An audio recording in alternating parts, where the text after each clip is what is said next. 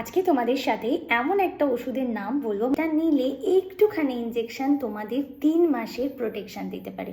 আমরা অনেকেই একটা বেবি নেওয়ার পর কিছুটা গ্যাপ চাই, অথবা অনেকেই চাই যে প্রথম বেবিটা নেওয়ার পর আর সেকেন্ড বেবি কনসিভ করব না। তো সেক্ষেত্রে লং টাইম ধরে সিসি মানে কন্ডম বা কোনো মেডিসিন খাওয়া অনেকটা পরিমাণে প্রবলেমেটিক হয়ে পড়ে। তো সেই জন্য আজকে তোমাদের সাথে একটা নতুন ইনফরমেশন শেয়ার করতে চলেছি।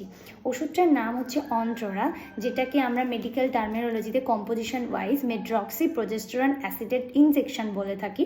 তো এই ইনজেকশনটা যদি আমরা নিয়ে থাকি তাহলে এটা একবার নেওয়ার পর ঠিক তার 3 মাস পরে আবার নিতে হয়, আর এটা ঠিক 3 মাসের একটা প্রোটেকশন আমাদেরকে দিয়ে দেয়। তো চলো সেই মেডিসিন সম্পর্কে কিছু ছোট্ট তথ্য জেনে নিই।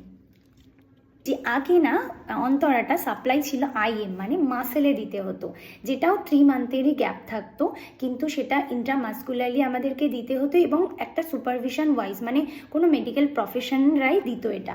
কিন্তু এখন নতুন করে মার্কেটে একটা নতুন ইনজেকশন এসছে, যেটা হচ্ছে অন্তরার সাবকিউটেনিয়াস। মানে আমরা অনেক সময় শুনে থাকি যে ইনসুলিন একটা ইনজেকশন আছে যেটা সেলফ নেওয়া যায়, মানে নিজেকে নেওয়া যায়, সেলফ ইনজেক্টিং। তো ঠিক প্রথমে মেডিসিনটা দেওয়ার আগে কিছু জিনিস আমাদেরকে চেক করা উচিত, যেমন মেডিসিনটার এক্সপায়ারি ডেট, মেডিসিনের নাম এবং ডোজ তো এখানে লেখাই থাকে, এবং কোন পেশেন্টকে দিচ্ছি সেই সমস্তগুলো। তারপরে চলে আসি প্যাকেটটাকে ফার্স্ট আমরা টেয়ার করব। প্যাকেটটা খোলা মাত্রই ঠিক এইরকম দেখতে একটা মেডিসিন থাকবে। আইএমের মতো ঠিক নয়, এটা সাবকাট, তাই এটা একটু ডিফারেন্ট দেখতে। তো প্রথমে আমরা যেটা চেক করব সেটা হচ্ছে নিডিলটা ক্যাপ করা আছে কিনা সেটা দেখব, আর নিডিলটার আর এর মধ্যে একটা গ্যাপ আছে, এই গ্যাপটা যেন থাকে।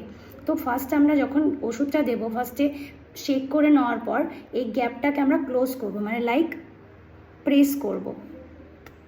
প্রেস করার পরে দেখো গ্যাপটা আর নেই, তো গ্যাপটা বন্ধ হয়ে গেছে, তার মানে ঠিকই আছে। নিডিলটাকে ওপেন করব, করার পরে ঠিক এইরকম আসবে দেখো। এবার এটা দেওয়ার জন্য প্রিপেয়ার্ড। তো এবার আমরা এটাকে জাস্ট যে পজিশানে দেবো, মানে সাবকিউটেনিয়াসের যে পজিশানগুলো দেওয়া হয় কখনোই একটা জায়গায় বারবার দেবো না, রিপিটেড জায়গা বা পজিশন চেঞ্জ করে করে দেবো। তো সেই রকমভাবে এটাকে জাস্ট পুরো স্কিনের মধ্যে দিয়ে, স্কিনের মধ্যে আর এই নিডলের মধ্যে কোনো গ্যাপ থাকবে না, তারপর আমরা এটাকে পুশ করলে অটোমেটিক মেডিসিনটা যাবে। তো এই ছিল দেওয়ার পদ্ধতি। দেখো, সব ওষুধেরই ছোটোখাটো সাইড এফেক্ট থাকে, তো এই ওষুধের কিছু মাইল্ড সাইড এফেক্ট আছে, যেমন হচ্ছে পিরিয়ডস বা মেনস্ট্রুয়েশনটা ইরেগুলারিটিস হয়, মানে ঠিকঠাক টাইম মেনটেন করে হয় না। তারপর হচ্ছে ওয়েট গেইন হতে পারে। যদি আমাদের প্রচুর পরিমাণে হেডেক হয় বা ব্লিডিংটা অনেক দিন ধরে হচ্ছে, স্টপ হচ্ছে না এটা নেওয়ার পর, তাহলে আমরা অবশ্যই যেন স্বাস্থ্যকেন্দ্রে যোগাযোগ করি।